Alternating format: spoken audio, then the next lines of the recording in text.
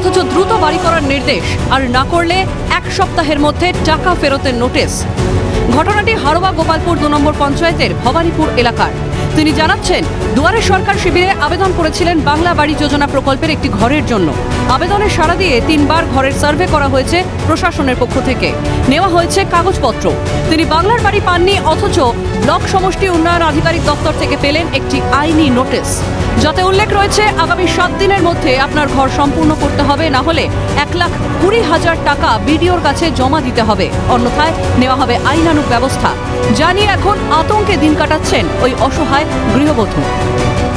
সরকারের কাছে আবেদন করার পরে আমার হচ্ছে গিয়ে ওপর থেকে লোক এসে 3 বার মানে দেখে গেছে। কিন্তু ঘর পাননি? না, ঘর পাইনি, মোটেই ঘর পাইনি, কোনো কিছুই না। নাম্বার দেওয়া ছিল, আমার তো ফোন নেই।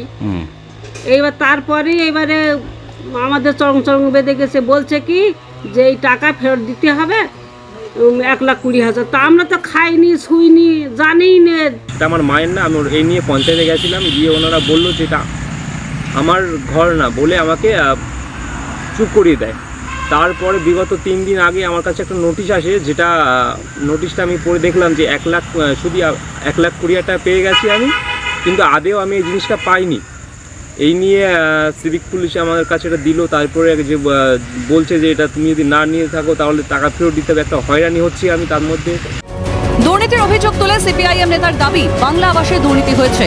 এলাকার একাধিক ব্যক্তি এই নোটিশ পেয়েছেন। অভিযোগ আমাদের গোপালপুর 2 নম্বর অঞ্চলে বহু আছে, বহু বিভিন্ন অভিযোগ আমার কানে আসছে, সবাই আমার কাছেও আসছে এরকম নোটিশ নিয়ে। নোটিশ পেয়েছে অথচ টাকাই পায়নি, অথচ নোটিশ দিয়েছে। গ্রস্ত ব্যক্তি, সেই ব্যক্তির নামে ধরো গিয়েছে, সে যদি হঠাৎ মারা যায় সে মৃত্যুর দায়িত্ব নিয়েছে। তবে তৃণমূল অঞ্চল সভাপতি জানিয়েছেন, তাজমিরা বিবি নামে অন্য এক মহিলার নোটিশ। ফোন নাম্বার বিভ্রাটের জন্য এই তাজমিরা বিবি নোটিশ পেয়েছেন।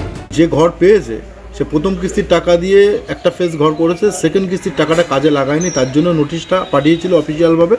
কিন্তু সেটা তাজমিরা বিবি, একটা তাজমিরা বিবির পরিবর্তে অন্য তাজমিরা বিবির বাড়িতে চলে গেছে। ওনারা অফিসে এসেছিলেন, আমরা অফিসিয়ালভাবে বলে দিয়েছিলাম এই নোটিশটা রিটার্ন করতে, কিন্তু ওনারা রিটার্ন না করে অন্য কোনো একটা চক্রান্ত করার জন্য এগুলো করছে।